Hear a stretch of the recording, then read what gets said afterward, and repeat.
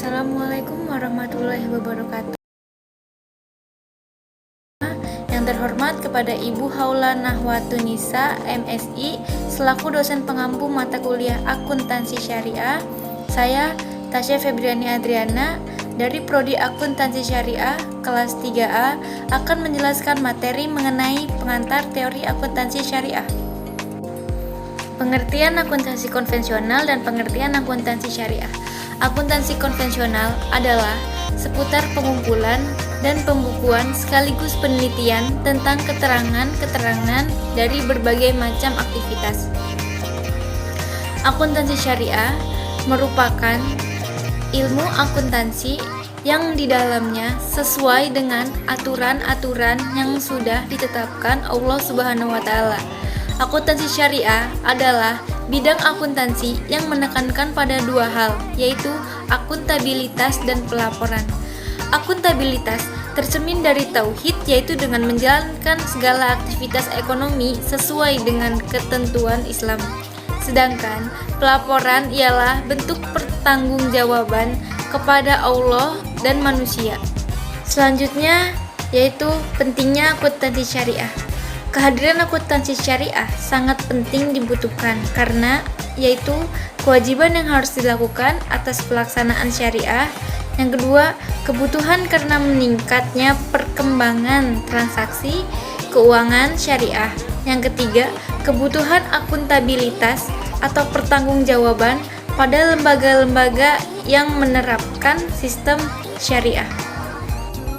Baik, setelah kita membahas pengertian akuntansi syariah dan pengertian akuntansi konvensional serta membahas pentingnya akuntansi syariah, selanjutnya kita akan membahas mengenai perbedaan akuntansi syariah dengan akuntansi konvensional.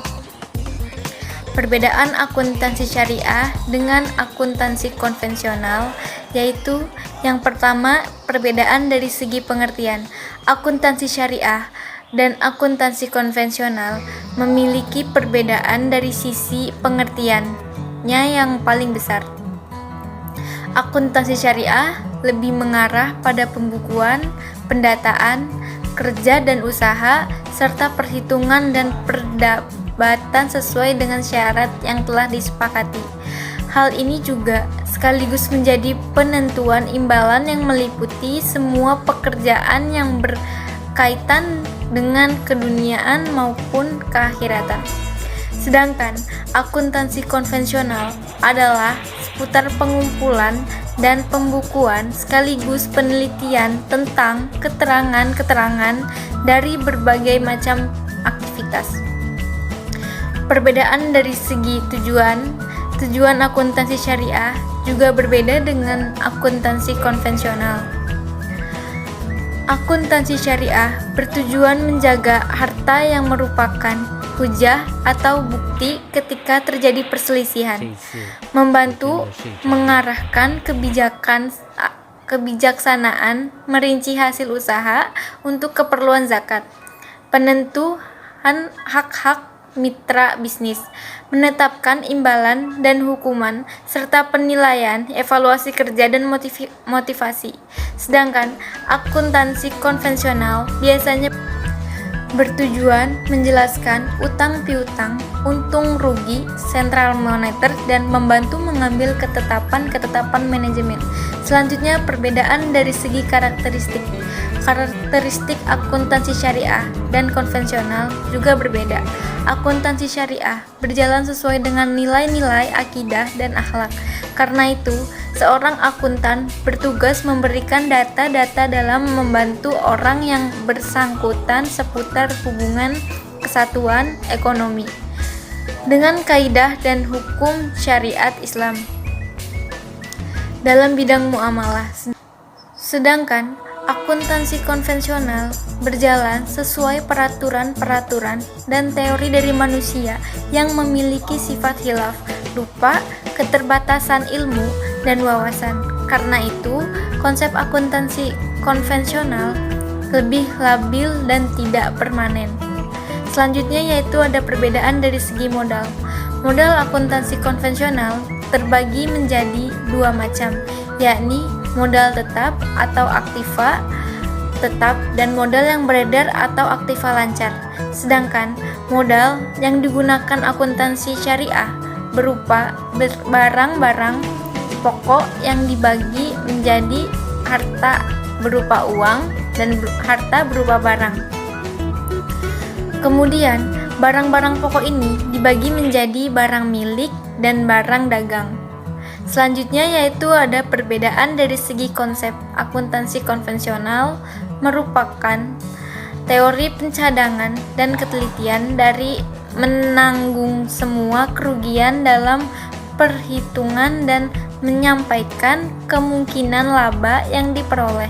Sedangkan akuntansi syariah memperhatikan hal itu dengan menentukan nilai atau harga berdasarkan nilai tukar yang berlaku dan membentuk cadangan bila terjadi bahaya atau resiko tertentu. Selanjutnya yaitu ada perbedaan antara akuntansi syariah dengan akuntansi konvensional dari segi undang-undang yang digunakan.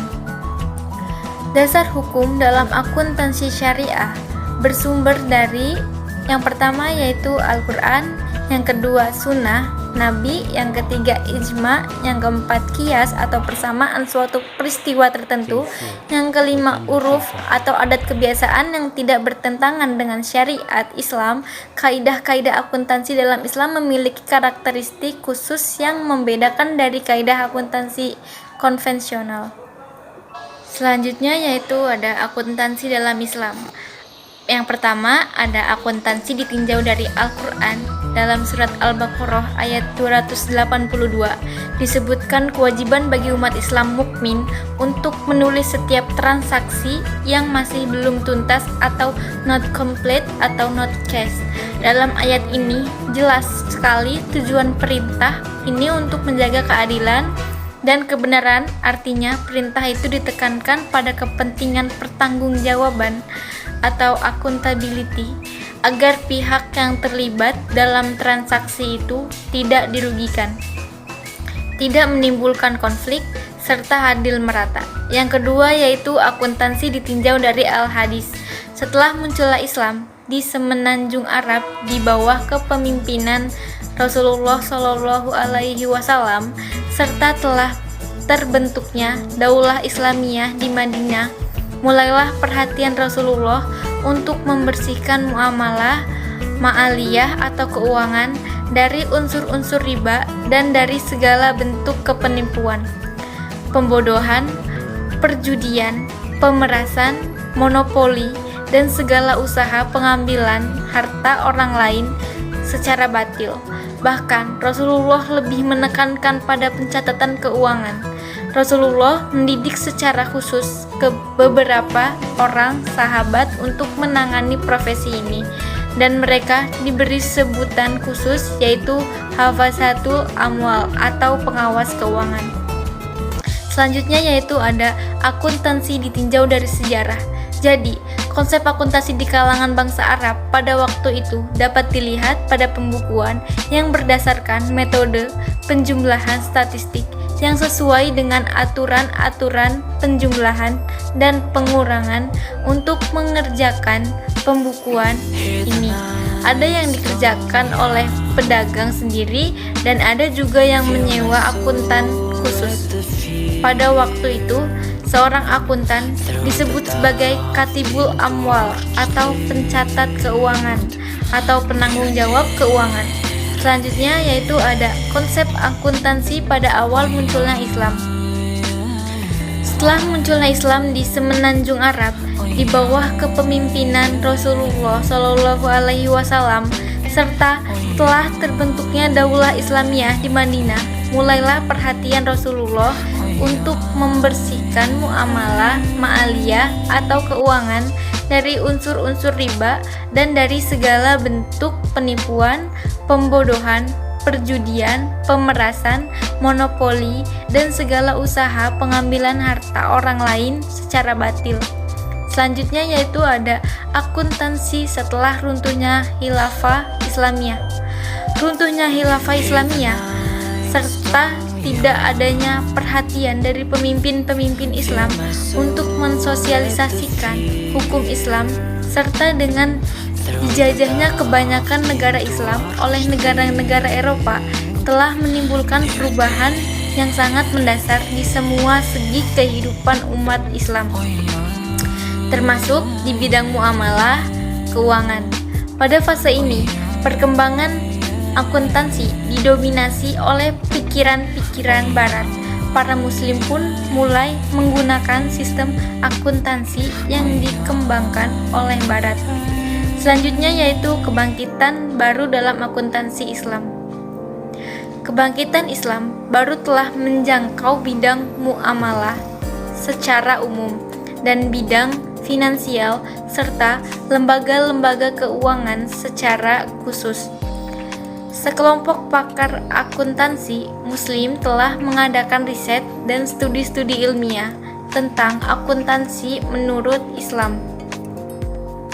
Perhatian mereka lebih terkonsentrasi pada beberapa bidang, yaitu bidang riset, pembukuan, seminar, atau konferensi, pengajaran di lembaga-lembaga keilmuan dan perguruan tinggi, serta aspek implementasi pragmatis.